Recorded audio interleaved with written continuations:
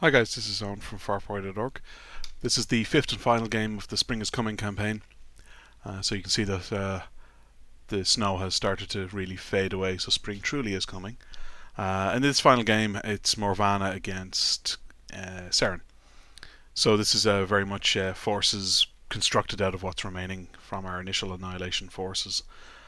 In my army, I had Saeryn leading up a large number of beasts. So there's a Nephilim soldier, a Carnivian, a Ravagore, a Harrier, and a Shredder, a Shepherd for support, and then there's a full unit of Striders.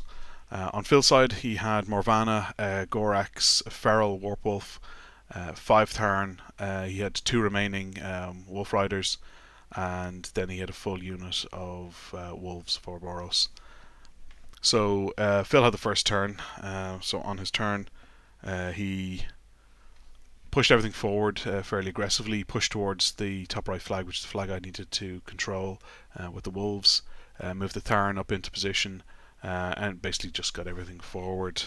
In response then, I got a fair few attacks against those Wolves. So I tried to do an assault with the Carnivian, which was just out of range.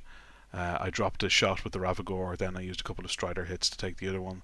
The other Striders combined onto one of the Tharn, but hit him, but didn't do any damage. And that was about it. Pushed everything forward so I'd have a chance to strike. Phil had regrowth on the Wolves, which was going to be difficult to clear. So he knew that, so he pushed the Wolves up fairly aggressively, which gave me a real problem this turn. I was going to have to figure out how to get rid of them. Put the Tharn in as a second line, then to charge in case I did go up against the Reeves, and put the White Mane up the top of the board in charge position against the flag, because Phil knew that if I was going to go for the scenario, I'd have to push something up that direction. So this was my feet turn, and as you can see, I was quite successful clearing those wolves. It took an awful lot of effort, a lot of shots coming in from the Striders. Missed more than I should have, but still had enough, between sprays with the Carnivian, a shot with the Ravagore, and then finally a Blightbringer on top of the Nephilim soldier was enough to clear all of those. So an awful lot of effort to clear that unit, but once they're gone, they're gone. So probably worth it. And given that this was my feet turn, my beasts at least were somewhat protected against the melee-centric things in Phil's force. So this is where Phil started to play very cannily, and he pushed for the scenario. Something I possibly should have done last turn, but I'm not sure quite what I would have done to do that.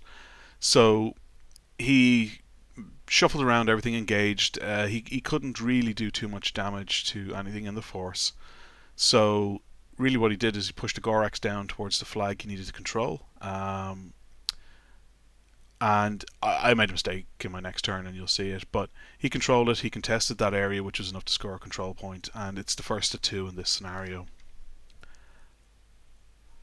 So this is the turn I made a mistake. I didn't either try to contest the flag, I just really tried to clear that control area, and I was quite successful for the most part in taking out what I needed to take out. But the real problem I was left with is that I didn't use the Carnivian effectively. He kind of shuffled back towards Saeryn, and really he should have gone forward towards the Warpwolf just to engage it, give Phil something to think about. I had respawn on him anyway, so even if Phil destroyed him, he'd have to find something else to get in at it. So that was a mistake. I did at least push to score a control point, but Phil could deny me scoring in his turn quite easily by just getting the Nephilim out of that control area. And Phil did a couple of really nice things in his turn. He first off used the Warpwolf to pick up that Nephilim that was contesting that zone and throw it out into the middle of that area there. So he knew at least that I wouldn't be scoring control point in his turn. Then the Gorax pushed into the Harrier, picked up the Harrier, threw it at the Nephilim, which was enough to kill the Harrier. That then freed up the Tharn that was engaged by that Harrier to run around and contest that control area. So the control area on the bottom right there. And that's all Phil really needed to do. Once he moved Morvhana up to the flag, he was then in a position to score his second control point, and that was a scenario win for Phil. So, fantastic campaign all told. Neither of us could field a viable 35-point force at this stage. We both had very high losses all through the campaign. Really good fun. It ended 3 wins to me, 2 wins to Phil. So that's a minor win to me. In terms of the overall narrative story arc that we're pushing here, I need to figure out exactly what's happening. So I think the Scourgebringer is still fairly safe or the 2 pieces at least that are still in Legion hands are still pretty safe. But a fun campaign, and for anyone who hasn't tried it, I'd recommend the Annihilation campaign rules that I wrote. I will be doing a re-edit of them in the next couple of months just to tidy them up, but the essence won't change. You build your force, you build your overall starting force, you take 80% of the total points that you'll be fielding, and then you hope you don't lose too many models so that you can actually field the forces you want.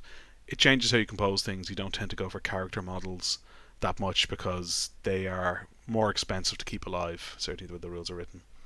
Alright, thanks everyone for watching, and